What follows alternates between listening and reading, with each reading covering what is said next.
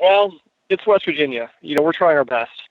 But I think come November 6th, we're going to see some big changes in the state for the better.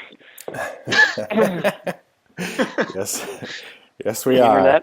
Yes, we are. All right, so John, you're on the road. Yeah. You're patching in mobile to the show today. I know, technologically a new low. I know, I apologize. All right, well, I'm going to introduce you first. On the phone this time, not in studio, we have John Weld, whitewater legend and owner of Immersion Research. Welcome, John. It's a big bill to fill. Yeah, Thank you. Then Lewis Geltman, professional poker player, North Fork champion, and policy counsel for Outdoor Alliance. Welcome back, Lewis. Thank you, John. I'm going to keep that poker in there every time because I'll keep it in that order too, because I think that's an order of priority and importance.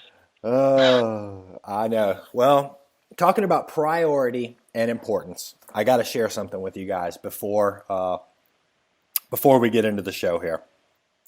I got an email from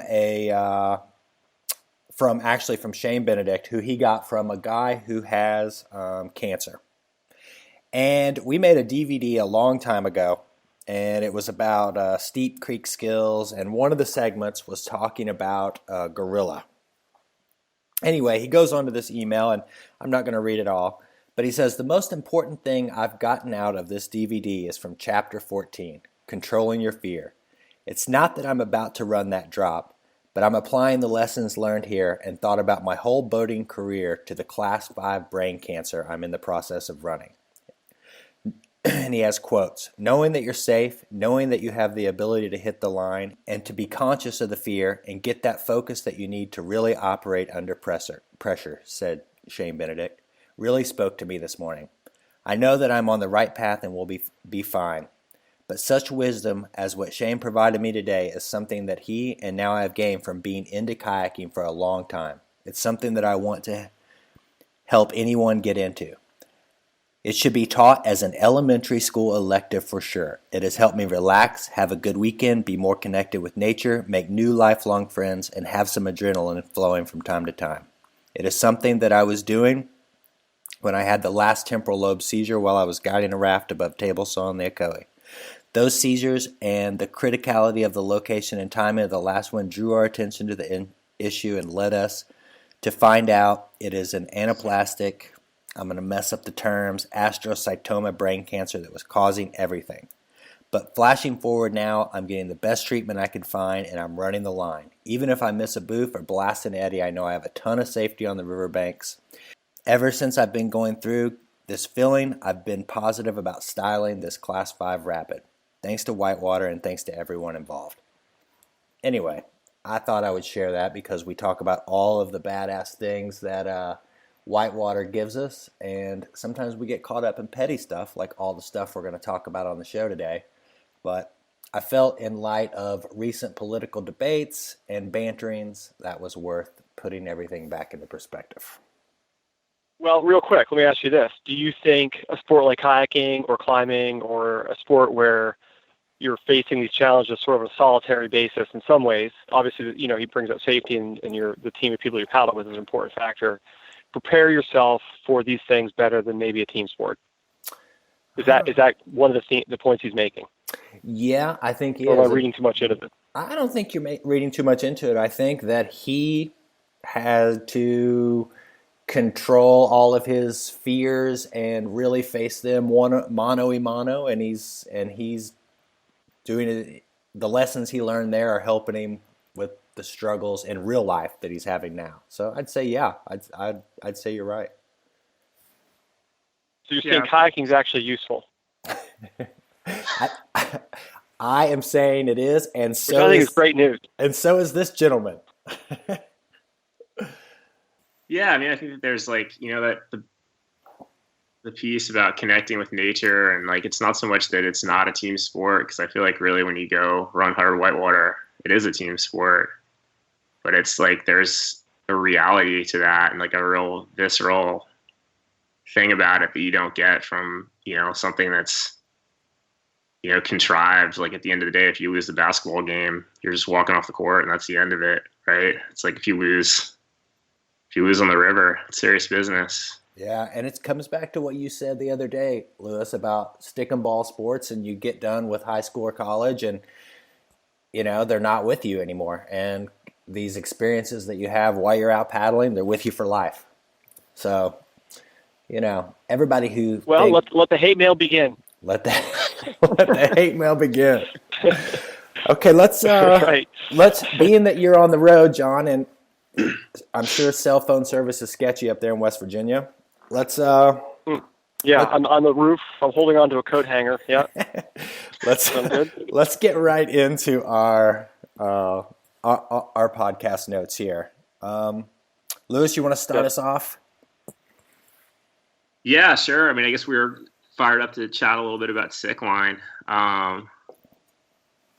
Cool race. Andy Ohl took it down like a boss, and Sandra, who's also just like unbelievable, awesome paddler, who I feel like doesn't get anywhere near the credit she deserves. That's super sweet to see her take it down. Obviously, Nuria, also boss. But yeah, I mean, just a cool event to watch. I think to see how close the times were and to see such a cool mix between kind of like whitewater specialists and really, really good slalom racers, and to see that everybody's kind of able to like butt heads on a pretty level, like on the same level kind of, is pretty impressive. I mean, I think that 20 years ago, if you took kind of the best whitewater paddlers against the best slalom racers on a 1 minute course on like, relatively manageable whitewater, I don't think it would have been that close, to be honest. Like I think the slalom racers would have run away with it. And I think to see just kind of like the high level of paddling from guys like Andy Ohl and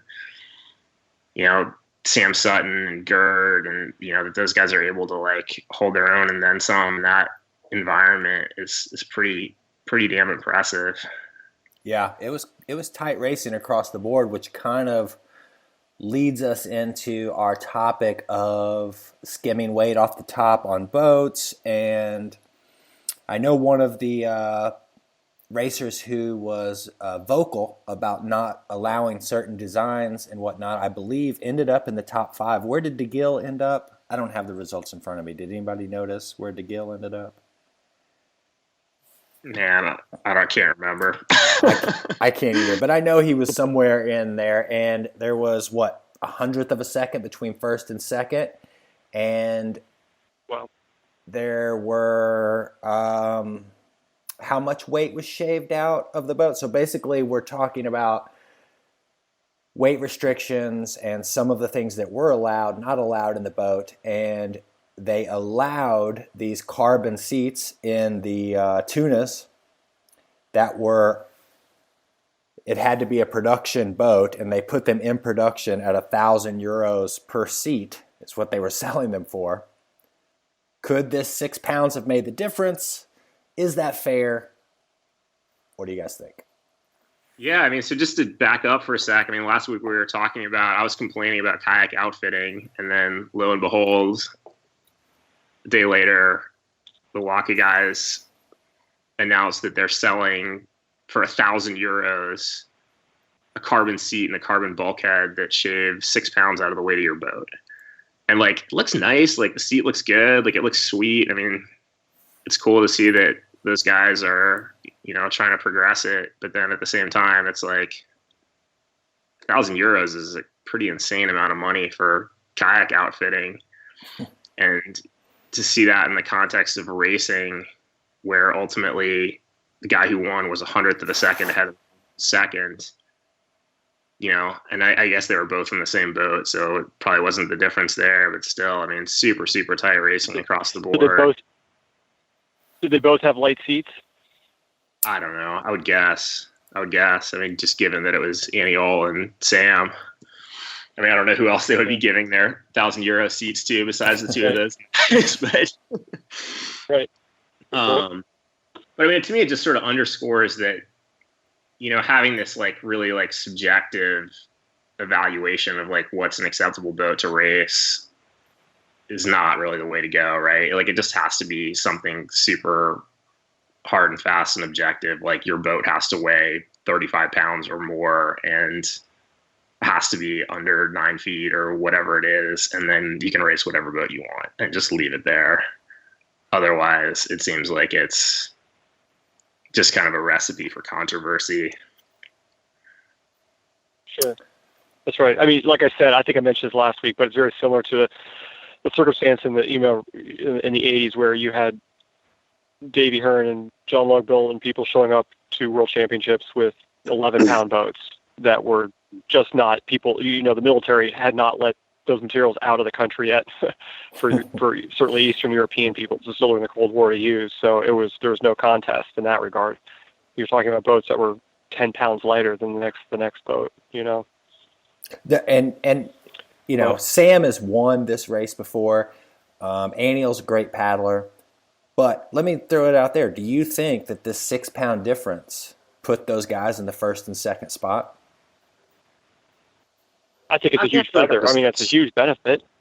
It's 6 pounds. I mean, take a 6-pound weight and drop it in your boat. You know? I mean, you're talking about 100th of a second, for sure.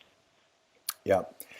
It really came down to who had access to that, who had access to that boat, and who had access to that seat. And that's exactly what you said, John, when we originally brought up this topic. So there you go. It played out.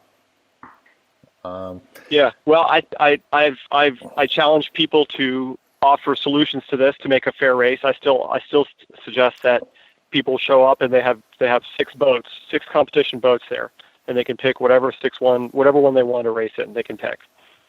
If people want to all race the tuna with a carbon seat, then that's so be it. If someone wants to race a 9R, that's fine too. Yeah. One thing I'd like to add, or even the carbon seat seems like a stretch. It seems like that would as an odd benefit to people who can afford it. But also, you guys probably recall, do you remember, it was the Ottawa Worlds, Freestyle Worlds, probably late 90s, 97, somewhere in there, where Corin showed up with a planing hull boat and was suddenly doing tricks that were not possible in non-planing hull boats.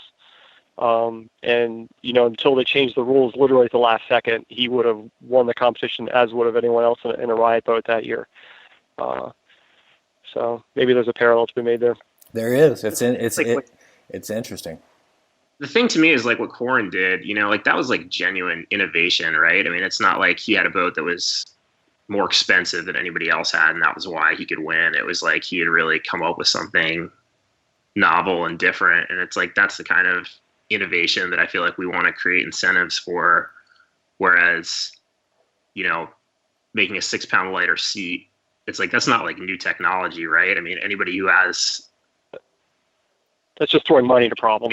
Yeah, it's just a money problem, right? I mean, it's like you can, if you have $5,000 to throw at it, you can crank out like a 25-pound 9R, you just rip a mold off of it, and you're gonna mop the floor with everybody else in a plastic boat. And it's like, it's just not really, it's not really innovation. It's just sort of like throwing more money at it. And like, I think it's like you want to create incentives for people to come up with like new innovative things. And it's like, in a way, what they did at Sickline was almost the opposite of that, because they allowed some, this outfitting that just saved a ton of weight, wasn't really that innovative, cost a lot of money to make a difference. And then at the same time, they wouldn't let Pat race the BRAP, which is actually something that's innovative, right? It's like a new boat design, but it doesn't cost any more than anything else. It doesn't, it's not like an unfair advantage. I mean, frankly, I don't think I would have preferred to have raced the BRAP over, like a traditional creek boat on a race like that. I don't think it would be any faster, but they're like, this is something different, so we're not going to allow it. Interesting dichotomy there. Words to me. Before we jump off Sickline, I have one more thing I would like to talk about that, and that is that it drives me nuts that they call Sickline the World Championship of extreme racing. Well, a world championship, right? Like it has to. You can't have it on the class 4 rapid in Austria every single year, right? It's like a world championship moves around. It's like dictated by some sort of governing body or something. It just drives me nuts every time I hear somebody say that. They're like, "Oh, the Sickline World Championship." It's like, I guess you've won the World Championship of Sickline. No, I hear you. As someone who's put on a lot of races, and I see that, and I'm, it's a great event. The best, if it's a level playing field, the best paddlers were on top. There's no doubt about that. You can't take it away from the race. But to bill it as the Extreme Kayaking World Championship is, I don't know, whatever. It is what it is, I guess. Yeah, I think there needs to be some outside input on that title. I would agree 100% with that. No, I don't want to take anything away from I'm laughing, John, because go ahead. Yeah, this is a topic for another show, another conversation. But I just laughing because I remember when way back in the day when we were doing the Triple Crown and the Big Gun Show and whatnot, how difficult that was to organize kayakers into a governing body. It was. I mean, they say herding cats, but it was really herding cats, man. It was a challenge, to be sure. Yeah. So, very individualistic group of people. to say the least. All right, where are we at next? Do we want to take this into the boat design? And, we kind of put here in the show notes, general consensus is that river running is staging a bit of a comeback. Are the 9R and the Tuna real advances? Those boats were in the top 3, or are they just celebrity hype? I'm gonna lay this out there. Who wants to take a stab at this? Well, let me give the conversation some structure, and then I'll let you guys go. So, because I've been thinking about this a bunch, not a bunch, but some certainly since the last time we talked about this. So, I think you could group boats into 3 categories, right? So we have general riverine boats, which we've discussed ad nauseum with the BRAP and whatnot. And then you have these creek boats, which have been stagnating for a while. And I think what we're wondering is, are we seeing a big boost in design and improvements in that arena? And then the third category would be play boats and what's happening with the play boats design in general. And I'd also like to point out, and I had this conversation with my wife, Kara, who's a kayaker. We're talking about the BRAP, but I realized that if you weigh 130 pounds or if you weigh 220 pounds, you will never paddle a boat as good as the BRAP, like we paddle it, because no one will ever design a boat that good for those margins of our sport until the sport's 10 times bigger. Interesting. Go ahead. Well said. Let me jump in here I'm just going to talk about the 9-foot long boats. I think there are some advancements in design that are happening right now. And I think I brought this up in previous topics, is I think as the designs changed, as people really pushed rocker to the extreme, added it, creek boats became this very blunt-ended, super rockered out bobber, for lack of a better term, style boat, that designers have looked at it and realized, okay, we do need this rocker up front, but we can get a lot more speed and we can still boof just fine if we tweak a little rocker out of the back of this boat. We don't really need it to be that blunt. And I think that, the widest spot works better here because it'll track straighter with this big front end that causes the back to want to pass it. I think there are some advancements, and are they giant leaps forward in design? No. And I think we're taking that 9-foot shape right now and realizing that there are ways to tweak it where it continues to be a great creek boat per se, surfaces well, it's predictable, all of those kind of things, but we can get a lot more performance out of the hull. That's my take on it. I'm dying to hear Lewis's take on this. Yeah, I mean, I don't know. I guess I agree. It's like, I feel like for 10 years, there just wasn't a lot of progression. I mean, 3 years ago, the Nomad, which was at that point probably a 7-year-old design, was still, one of the absolute best creek boats you could get, right? Like, there wasn't anything that was dramatically better than that. and I feel like it was really stagnant. Like I paddled the remix for probably 7 years. And I mean, no slalom racer or playboater really has paddled the same design for 7 years straight ever, right? Yeah. Like it had just kind of, I don't know, maybe the interest wasn't there in progressing things, or maybe the economics of it didn't work out right. But I feel like in the last couple of years, I think the Tuna it's a sweet boat, Like when I first saw that thing, I was like, I don't know, whatever. It's not really my style. I don't really want to paddle that boat. And you get in it, and it's like, it's got some magic to it. I don't know, It's like I think that those guys have figured some things out, and I think the 9R is like a pretty progressive design as well. And I think seeing just like energy directed towards designing high performance kayaks for good kayakers instead of trying to design a boat for kind of like the lowest common denominator is bearing some fruit, I think.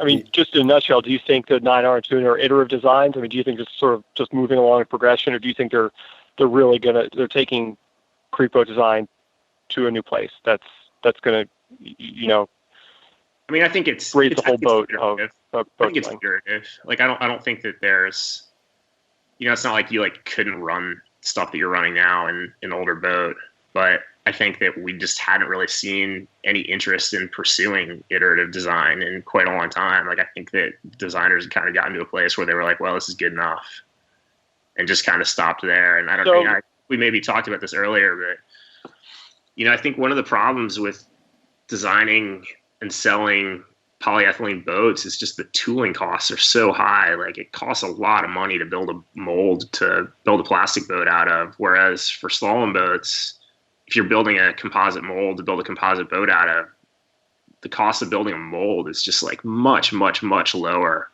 So the ability to go back and make like a really subtle design change and build some boats and see how it goes, and change the design every 6 months or every year, it's like there's not a lot of cost associated with doing that. Whereas with plastic boats, and especially when you're trying to sell boats through dealers and everything else, it's like it's just a lot more sort of like inertia that's kind of preventing you from making small changes to the designs all the time. And I think that people finally reached the point where the interest was there in progression. That's cool to see. So let's bring in another element to this conversation. I think it's going to bring some of these things together. Let's talk about Jackson Kayaks, who, while EJ was pretty much running that business, in the 2000s, they came up with dozens of boat designs, between the superhero or the hero or the Monstar or the Fun or the Fun 1, Fun 1.5.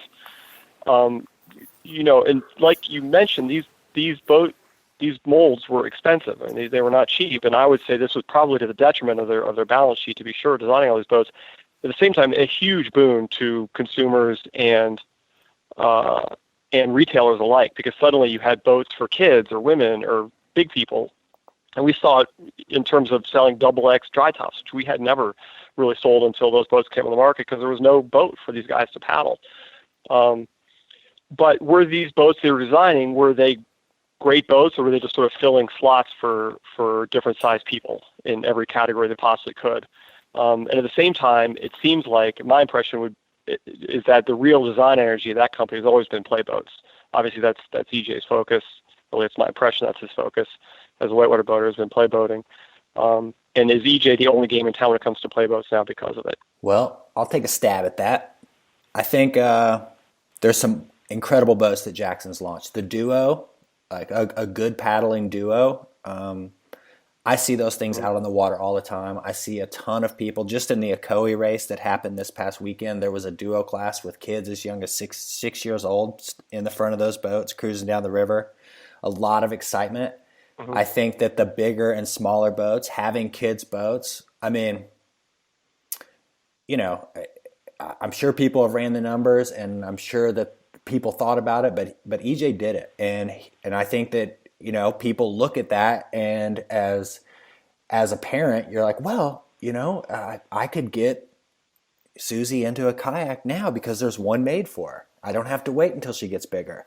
And I think a lot of those things are big time kudos to Jackson for doing that. I think those boats, like you say, aren't necessarily advancements in design, but they do open the sport up to a broader group of people, which is good. I would love to hear. I'd love to hear EJ talk about the finances of that. Just in general, I'd love to know how that worked out. And really, I'm not trying to, villainize the guy or anything like that, or vilify the guy, I guess is what I'm looking for, because like you said, I think he did a great service to the sport by producing all these boats. Even if you did lose money at it, there were some dark days, for kayaking for 2002, 2003, 2004, where I think he was pumping a lot of energy into this industry, and it possibly at a huge financial loss to him or to somebody in that company. Possibly. I don't know. I've never seen a balance sheet, but I'd love to know the inside story to that. One day we need to get EJ on the phone here and have him tell his side of that story. Yeah, I'll reach out to him and see if we can get him next week. Moving on to the second part of your question. Let's talk about playboat. Yeah. Let me jump right in here. Let's talk about playboats real quick. Well, what's that? Let me jump right in here on the playboat angle. I think with the playboats, there is it's another kind of design element where people went past what is ultimately the best route to go. So you had the slicey boat era, and then you had the kind of the disco come along, another corn design, which was way ahead of its time, by the way. And you ended up with this more bulbous, and then the loop came around. And then once the loop and that kind of pop out of the water became the move, then boats got focused around that, and they left some of the other elements. And what happened, in my opinion, is that you ended up with a boat that was great if you were surfing a hole or great if you were on a wave, but you lost out at every other part of the river. So, right. I think it's another element. Compare like the Session Plus, what about like the Session Plus to like a Rockstar? Exactly. So you had this Session Plus that, you're not going to go out and get a big boom and loop, but you're going to be able to crush it the whole way down the river.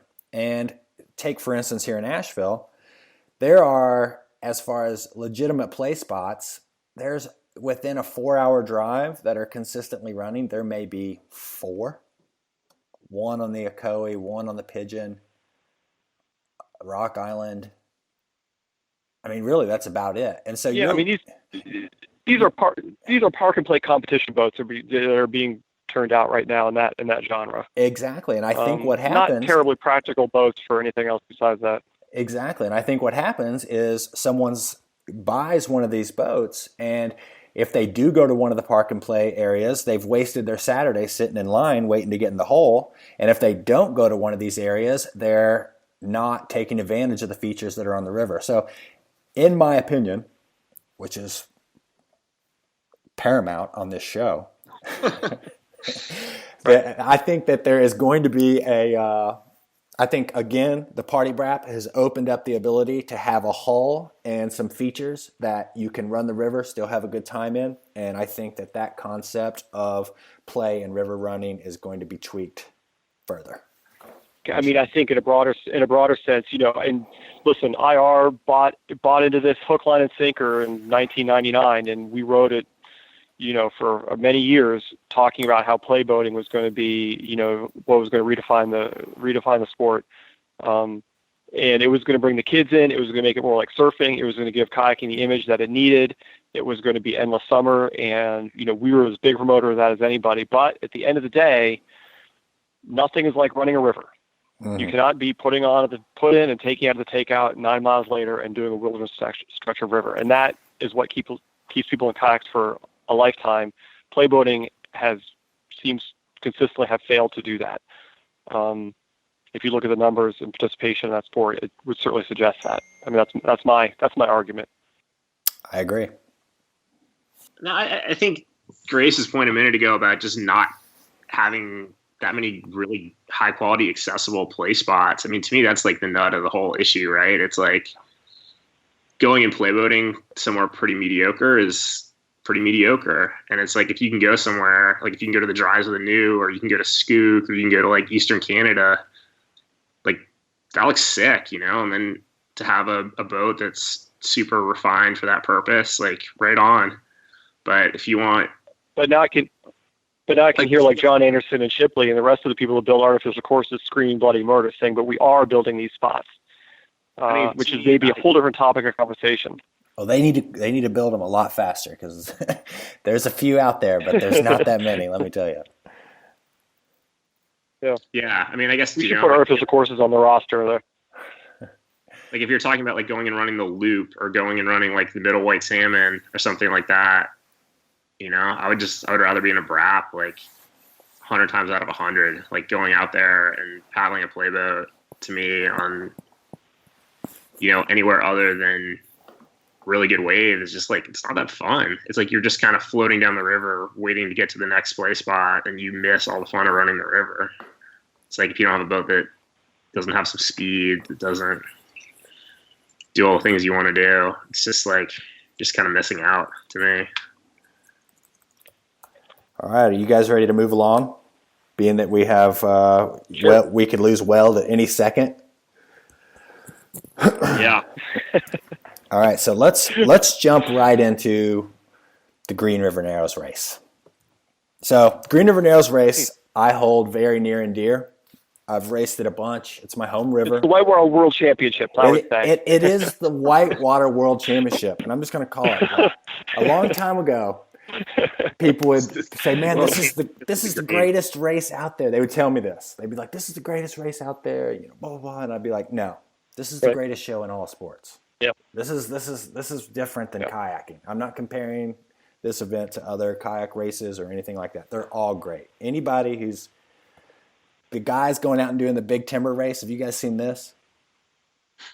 They went out there and they like built this rake out of woods to rake people out of this hole on Big Timber. There's a video I'll try and share. But anyway, all the races are great. But I am deep in the Green River Narrows race. It eats me up every year thinking about it. I twitch at night. It's like a litmus test for my fitness and how well I'm paddling and just all kinds of things. But I want to get your guys' outsider opinion on where does this race go? I mean, I guess I would say, I think about the green race a lot because, we have the Little White Salmon race out here, and it doesn't have kind of the long historic lineage of the green race. But I think it's something that we can kind of look to in a lot of ways as a model out here. I've only been to the green race once, but to me, the coolest thing about it was just how 100% roots that race is compared to, I think that it's cool that you can watch a live video stream of Sickline. Like, I think that's awesome. But it's also, the whole thing is kind of like a corporate marketing event, right? And like, to me, what's super cool about the green race is just how totally community oriented it is. Like how fired up everybody who lives down there is for that race, how it just pulls the whole community together, and it's just totally driven by the desires and interests of the people who live there. It's not, there's not a lot of like outside pressure to make the race anything different than what you guys want it to be. And to me, that's the coolest thing about it. And I hope that whatever happens with the green race going forward, you guys keep that spirit alive, because I think that's distinctive and rad. As long as I have a say in it, it'll be like that. I think that is definitely the most authentic thing about it. Well, what's your thoughts? I mean, who runs it? Is it you? I mean, are you the official, CEO or whatever of the green race, or what's your? I mean, is it your job is it your title to hand down to the next person to run this when you decide to step down? Is that where you're at now? I would say it would be Chelsea's decision, my wife, but. Yeah, we organize the thing, and it's Chelsea, myself, and Hale, and we all make group decisions. In 2006 when Jason moved away, he said, "Hey man, the race is yours," and I basically said, "Look, I'll do it, I'll organize it, and I'll make it smooth and clean and lean and mean, but you have to come back every year. And that's just been that's been the arrangement ever since. Weld, I think one time you said it. Well, go ahead. No, go ahead. I'm sorry. One time, hear things I said. One time you said it when I was talking to you about the sponsorship, and I don't even think I think my sponsorship pitch was like, "Hey, well, do you want to sponsor the green race?" And you were like, "Sure, man. This is kind of like my debt to the sport, or something like that." Well, I think Lewis is right. You know, he hit the nail on the head saying, you know, it's a race that it's very much community driven, which makes it totally legit. And I'll tell you another thing that reminds me in a very similar way of that is Banks Mag, which I truly love. And I hope those guys keep running that because it's the same thing. And if you don't know what Banks Mag is, you can look it up online. But no, that's the beauty of that race, and that's why you always have our support, because it's for that exact reason. You know what I mean? When GoPro comes in and gives you guys, you know, $1 million and you retire rich because of it, we'll probably step out at that point.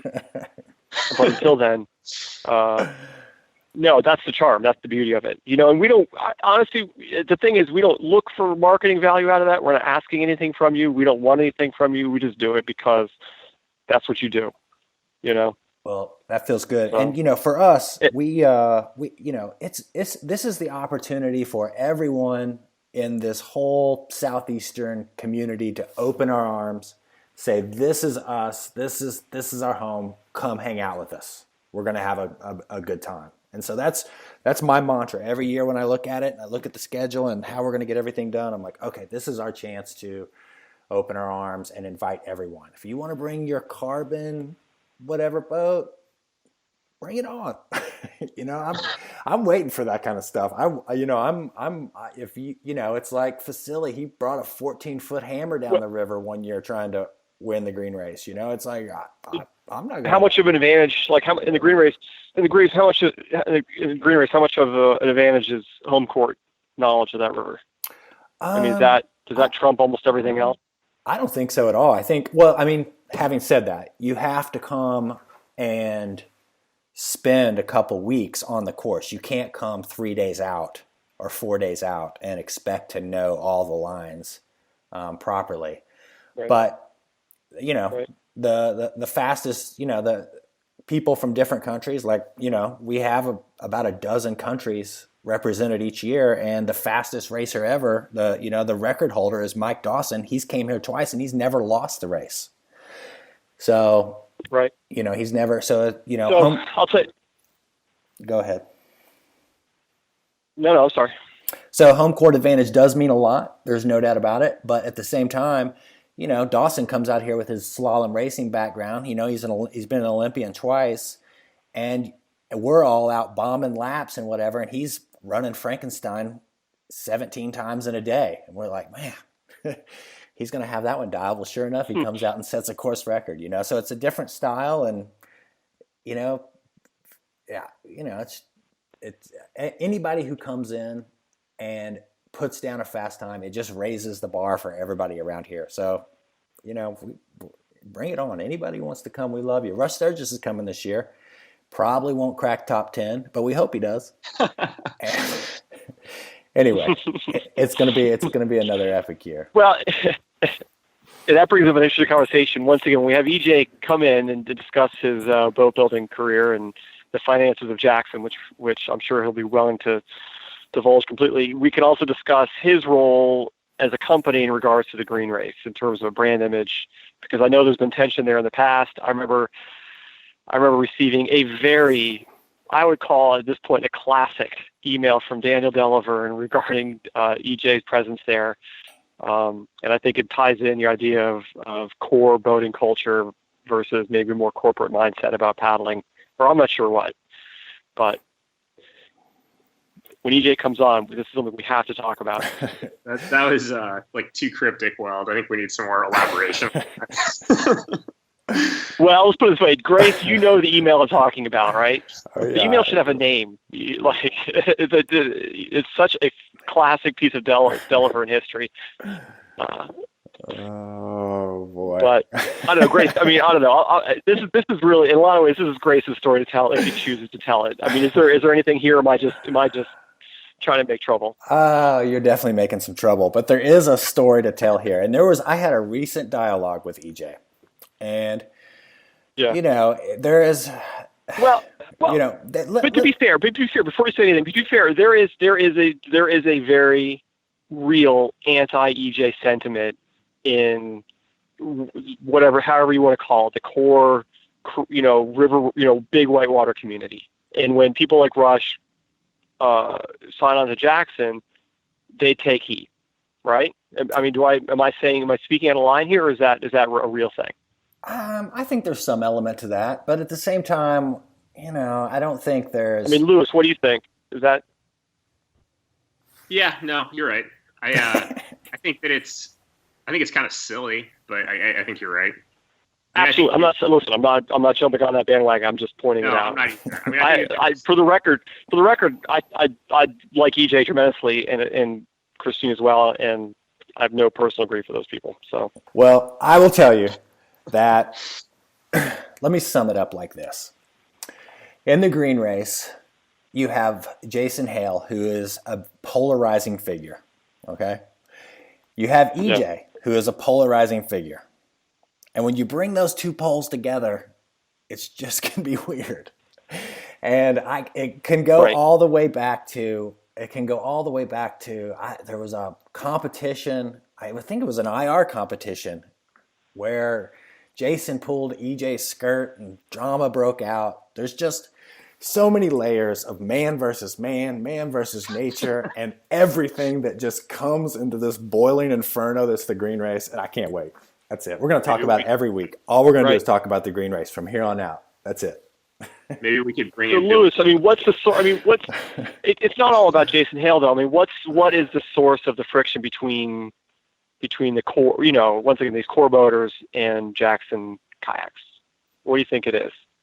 I don't know, man. I honestly, I don't even want to speculate. I think that it's kind of becomes just sort of like a piling on thing where people sort of are like, oh, it's cool to make fun of Jackson kayaks, or like they have this family-friendly marketing image, or they're super focused on playboating, and playboating's not cool anymore. And I think that it just becomes this sort of like act of rebellion to, talk shit about Jackson kayaks. And I mean, there's plenty of reasons to not paddle a Jackson kayak, and there's plenty of things that, EJ has done over his long storied career to rub people the wrong way. But I feel like that's never the actual basis of people's whining. I think it's just kind of silliness, to be honest. I tend to agree with that. I think that's maybe that's the final word on that then. All right, we got. I like it too as the final word on that. Yeah. I mean, it's such a small. Anybody who's out kayaking, I got more in common with them than 99.9% of the population. So I'll end it there. All right, rants and raves before Weld loses cell phone service. Right. Hey, before we do that, I have a quick apology to make to Danny Mongno. I just want to say I'm sorry for anything I may have said in previous episodes about you and paddle lengths and any other advice you may be giving out there. I think you're a wonderful person, and I broke my paddle on Sunday, and I'll be calling you. Oh, look here. See, now it all comes around. I broke my paddle with Kara on her 21st wedding anniversary. We went to paddle the Upper Yak, right? And if you do the math, that means we were married when we were 4, which in West Virginia is legal. And I broke my paddle in the warm-ups on the Upper. And luckily, Ian von Stoutmeister had hand paddles in his boat, and I hand paddled the Upper Yak, which, if you know me, was like putting... It was like putting like little bags on a cat's foot. That's what it looked like. I was angry. I was paddling my hands with a very sour look on my face and dipping them in just like a cat with just rubber banded bags onto its feet. That's how I always picture you, John. I hate it. But this was even worse. So I need a 204 lefty bench shaft Shogun. if you're listening. You know Thank what you. he's you know what he's gonna do? He's gonna send you a 188 0-degree offset. Something or the other. All right, rants and raves. Somebody ran about. All right, well, I'm gonna plant a rant that we'll talk about later on the next show. I need one. What do you think about Thank you. whitewater SUP? Oh boy, what? Gosh, that is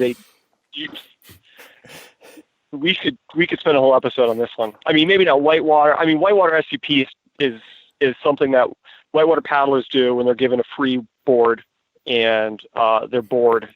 Bored as in not they're no longer interested in paddling a local river in a kayak, and they have nothing else to do because it's low water, and they start bashing their shins on an SUP board. Would I call it an industry or a growth potential or a sport that we should be investing in? Absolutely not.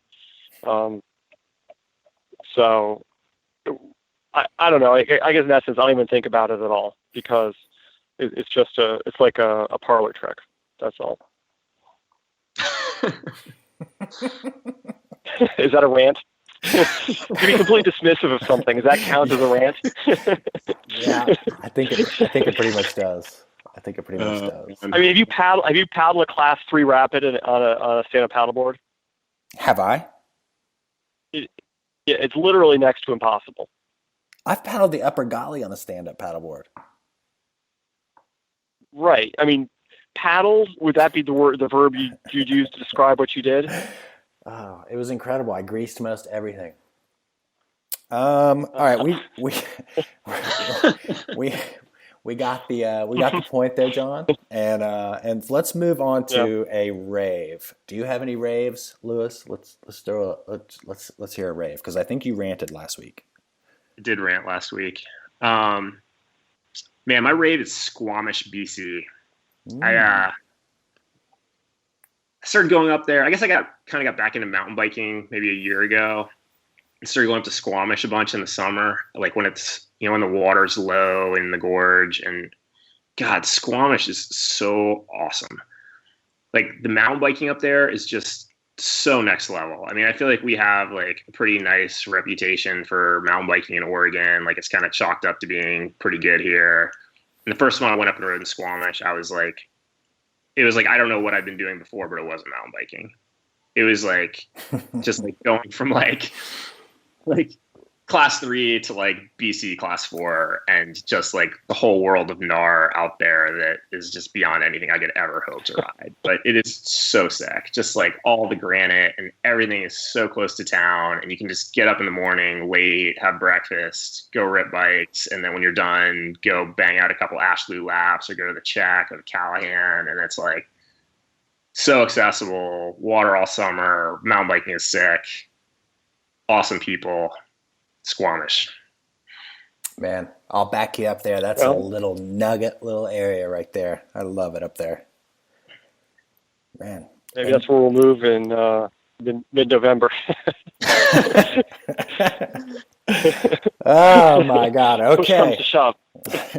Well, everybody, we got it done, and we pulled everybody in from all over the place, cell phones and the whole 9 yards. A big thank you to John Weld and Lewis Geltman for putting it in. Hopefully we didn't upset Danny or upset EJ or upset anybody, and we'll do